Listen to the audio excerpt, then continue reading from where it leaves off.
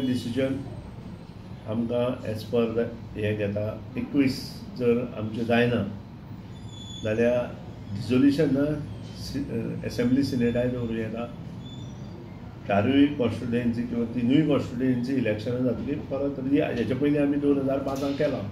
प्रताप सिंग रावजी राणेक आमी मुख्यमंत्री केला आनी ताका मुख्यमंत्री खातीर 21 जायना जाले, 20 जावपाक लागले आनी सभापती धरून 19 जावपाक लागले. त्या खातीर टेम्पररी राष्ट्रपती राजवट लायली, इलेक्शनां केली. इलेक्शन जाले बरोबर 22 जाले आनी परत प्रताप सिंग राणे मुख्यमंत्री म्हणून जालो. अश्यो गोश्टी राजकारणांत घडटा. सो ताजो कांय प्रॉब्लेम ना.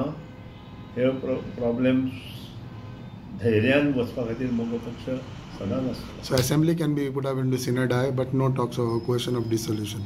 डिजोल्युशन करून कोणाचोच फायदो ना.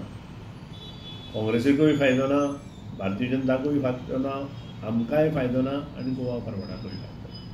हेतूंतल्यान बरें कितें जातलें हें पळोवपाची आवश्यकता. आनी बरें म्हाका दिसता तिनूय इलेक्शन, तिनूय कॉन्स्टिट्युएन्सीची जेन्ना इलेक्शनां जातलीं आनी ते जे निवडून येतले ते बरेच आसतले आनी ते बरे तरेन मुखार गोंय चलतलें. मगो पक्षाचें लोकसभाचेर कितें अजुनूय जालां आसा तुमचें डिसिजन? सेंट्रल कमिटी जे डिसिजन घेता ते आमी आमदार फॉलो करपाची मानसिकता आमी दवरलेली आसा. Central committee is the final committee of the executive committee member आसा ती फायनल कमिटी ऑफ द मोगो पक्ष.